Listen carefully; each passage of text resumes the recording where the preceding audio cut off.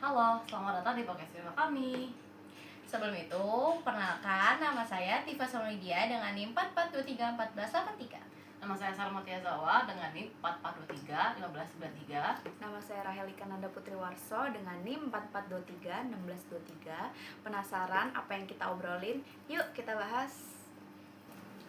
Pernah gak sih kalian ngerasa sebuah campaign PR itu bisa dibilang sukses cuman karena viral atau banyak muncul di media? Padahal belum tentu juga kan. Kadang kita lihat brand rame banget, tapi setelah itu ya udah nggak ada dampaknya sama sekali gitu kan. Nah, di episode kali ini kita bakal bahas 3 jurnal yang ngebuka mata banget nih soal evaluasi PR.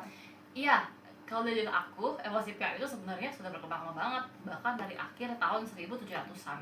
Awal tuh masih sederhana banget, cuma monitoring media sama open public. Jadi ukuran suksesnya ya sekedar brand ini mau dari mana aja. Tapi lama-kelamaan berkembang sampai sekarang kita mengenal nama KPI, analytics, bahkan konsep outcome. Bener sih, berarti secara teori udah jauh berkembang ya. Tapi pertanyaannya kenapa sampai sekarang masih banyak yang pakai cara lama? Nah, itu dia masalahnya. Walaupun teori sudah maju, praktik di lapangan masih sering balik ke cara lama. Masih banyak yang fokus ke jumlah berita atau solution aja. Padahal itu kan cuma permukaan, belum tentu menunjukkan sebuah dampak atau hasil. Nah, itu juga sama sih, sama temuan jurnal yang aku baca ya. Di situ dijelasin kalau praktis PR tuh masih fokus ke outputnya, kayak berapa banyak yang muncul di media. Padahal yang lebih penting itu outcome-nya.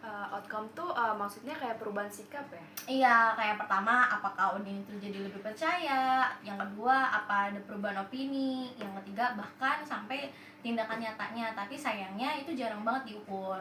Padahal kalau kita pikir lagi, justru itu yang paling penting. Karena PR itu kan tujuannya mempengaruhi persepsi dan hubungan dengan publik, bukan cuma sekedar tampil media aja. Tapi kalau di lapangan masih begitu, kira-kira kenapa ya? Apa karena sulit atau gimana?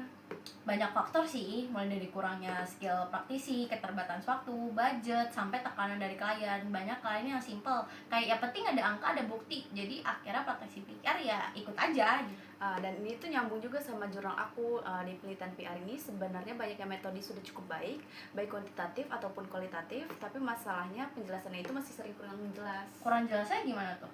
Kayak sampelnya itu nggak dijelasin detail, nggak ada uji validitas dan realitas, atau kesimpulannya itu terlalu luas. Jadi walaupun metodenya benar, hasilnya itu jadi kurang kredibel. Berarti sebenarnya bukan metodenya yang salah ya, tapi cara penyampaiannya. Iya, tepat banget.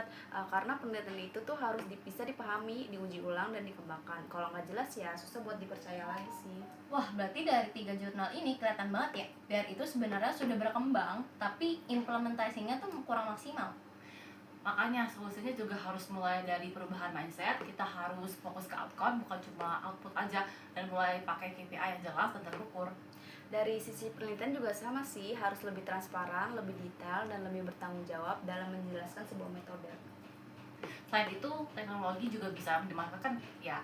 Karena kayak sekarang kan banyak tools digital yang bisa dibantu buat analisis. Iya, sekarang itu bisa dilihat dari engagement, sentimennya, bahkan perilaku audiensnya lewat data digital. Jadi evaluasinya lebih dalam, gak cuma sekedar angka nih. Dan jangan lupa juga edukasi ke klien itu tuh penting, supaya mereka ngerti kalau PR itu bukan cuma soal viral, tapi soal dampak jangka panjang. Jadi kesimpulannya, evaluasi PR itu sudah berkembang jauh banget dari teori. Tapi tantangannya ada di implementasinya atau di dunia nyata nih. Kalau PR itu sudah berhenti di exposure, kita cuma ngeliat kayak terlihat sukses aja. Tapi kalau kita bisa membuktikan dampaknya, disitulah PR jadi benar-benar bernilai. Terima kasih yang sudah mendengarkan. Sampai ketemu di episode selanjutnya.